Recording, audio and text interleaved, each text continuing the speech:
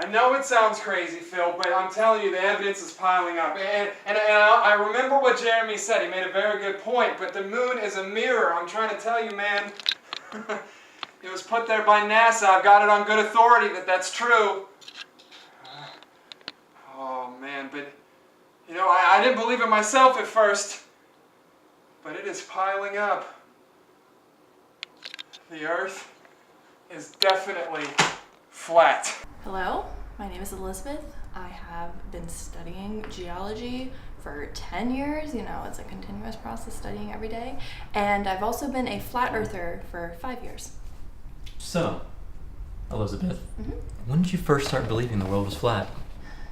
It was back in 2001. I was out in the Nevada deserts researching odd rock formations, and government ops from NASA came in and escorted me to a warehouse and detained me for 3 hours. Yeah, got a good look-see in there. All of their information is false, okay? Look, straight from NASA, Photoshop images. I mean, okay, look at this one. I mean, are you kidding me? I could do much better than this. Like, this looks like it's a spray paint can on Microsoft Paint or something. Processed, enhanced, do you see this? Someone had altered the image. We got this? Okay, photoshopped, digital manipulation, processed, edited, all of these words. Like, we cannot trust NASA.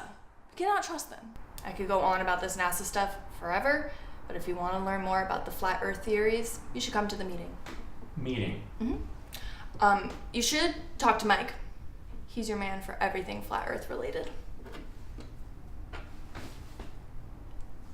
Hi, I am Michael J. Fulovitz. You can call me Mike. But I am a preacher, and I have been teaching flat earth gospel for many years now, I think. Yeah. Well, how long, or well, maybe when did you start to, go all in on the flat Earth theory?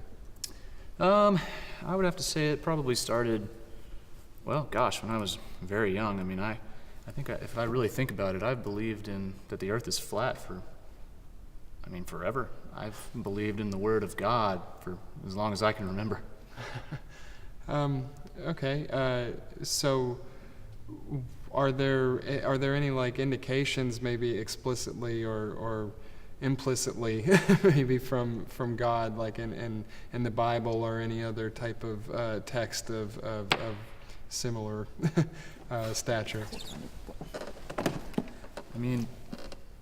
There are so many references that people just don't even get because they're told what to believe. Think about Amos 9:6.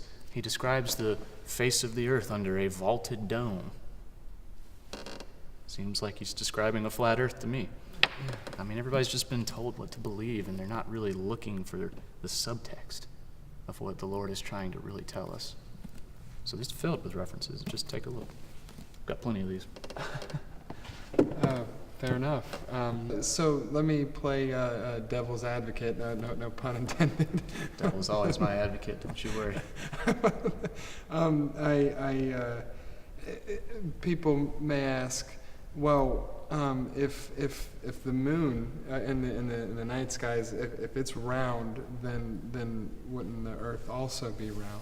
That's a common misconception. You have to think about it like this: the moon, gravity, pretty much everything is a tool. This world was created for us, God's children. The moon is spherical, but think about this. Does the moon host life? No. Do any of the other planets that are also so-called spheres, do they host life? No, I can't say that they do. Who hosts life?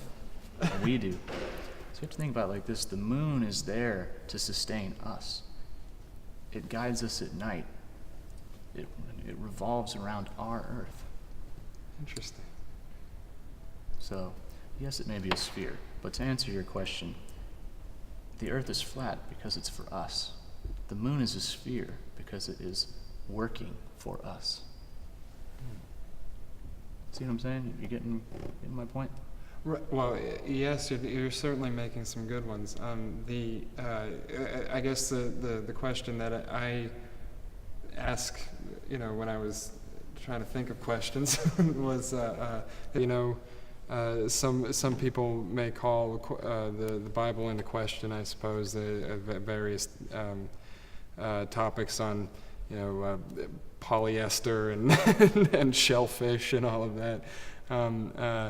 But like maybe you could speak to the validity, just from experience or from your own theological endeavors. Maybe the validity, the validity of the Amos verse and any other references that you've alluded to.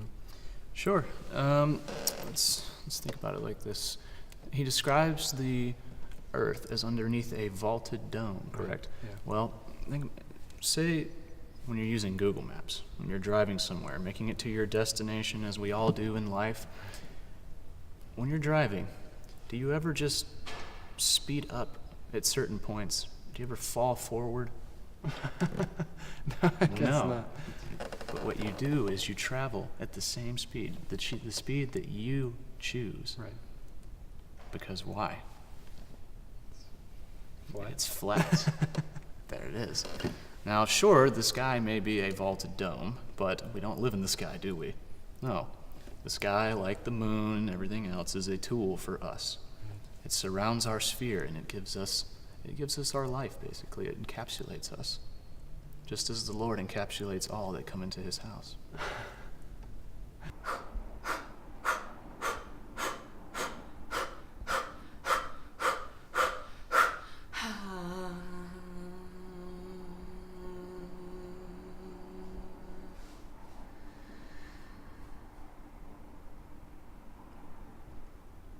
Yes. My name is Jenna, but you can call me by...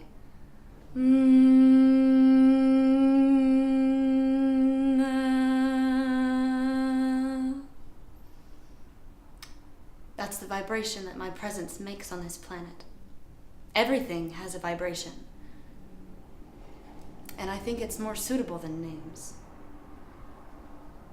Speaking of vibrations, you said that you can feel the Earth's vibrations? Is that... Yes.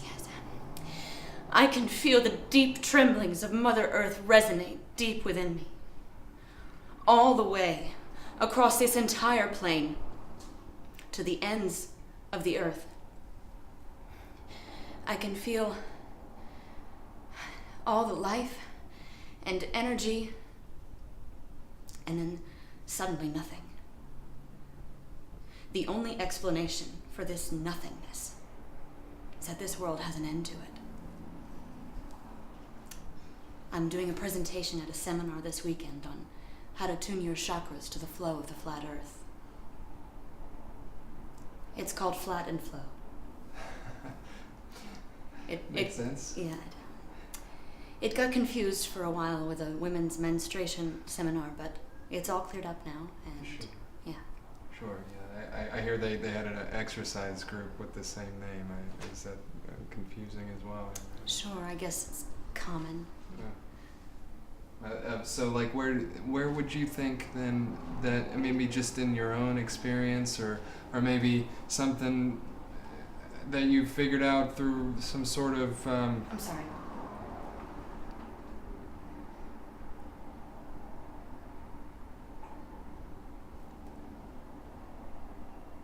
Okay, we're fine. Thank you. But where would you say these vibrations? Where would you say that they go to? Well, I believe that they follow all the way to the ice wall and then bounce back and give us our energy. These coconuts. Did you feel that? Yeah. Bounced all the way to the ice wall and back here unto us. Have you ever felt such fertile coconuts? Can't say that I have. You feel one. Take There's a life force in there. Oh, it's just B12, but it is so important. That's okay, you knocked over some of my stones over there. Oh. This is a headband that my grandmother gave me before she was taken to Area 51. I'll say no more.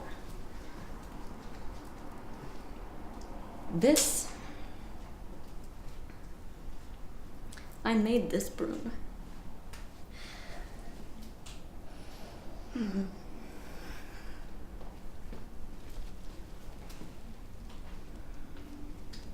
Oh.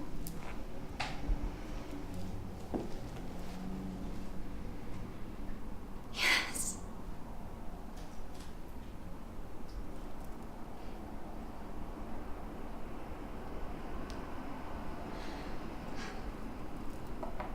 Truer words have never been spoken.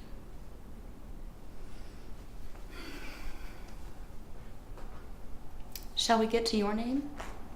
Sure. The vibrations. Yeah. Right? All right, come here. I'll take that nut. Join me. Ian? Okay. Take my hands.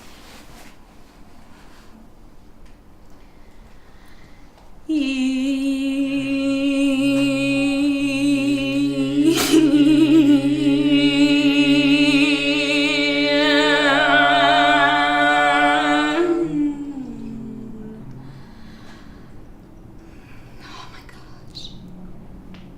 You're feisty. He's got some spark in him.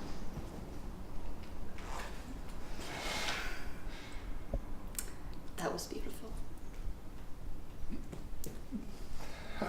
Yeah. I am starving. I could eat. Okay. All right. All right, Chili's? Can we? I think we're done here.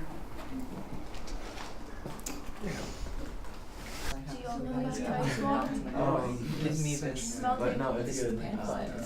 The problem is with the government. You know, no one's even allowed to explore the South Pole, really. Not without government permission. It's because they don't want anyone to find the ice wall and what's on the other side. Yeah, exactly. If someone were to do that, it would blow their whole round Earth myth out of the water. Yeah. Elizabeth? Yeah. What if we did it? Did what? What if we found the ice wall and showed everyone that we're not crazy? Listen, Jenna. I know how enticing it seems to just like break government rules and go to the South Pole, but I mean, take it from someone who's been in government custody. It's not worth it. We have to find another way. I think today we have some new people I'd like to start off. You seem new. I don't recognize you. Let's start off with some introductions. How about that? Hey everyone, my name's Colin, and today is my first day as a flat earther. All right. Give it a round for Colin. Welcome. Welcome. Maddie. Hi everyone, my name's Elizabeth, and I've been a flat earther for 5 years. Nice. All right. Thank you. Good to have you, Elizabeth. Good to be here. I'm Jenna, and I have been a flat earther for 2.5 years now. Nice. Welcome, Jenna. Welcome, Jenna. Thank you. Hi, my name is Steven, and I have been a flat earther for approximately 4 years now. Nice. Welcome, Steven. Hi, Steven. I'm Richard. This is actually my 1 year anniversary of when I decided to be a flat earther. Nice. Congratulations. Congratulations. Welcome. Good job. And I am Michael J. Fulovitz, as we know. You can just call me Mike. And today I'd like to welcome you for joining me. I would like to thank you for joining me as we welcome new members. And I realize that we may have some non-believers amongst us, but not to worry, because after today, I will have us all following the right path. And I promise you, you will never regret it.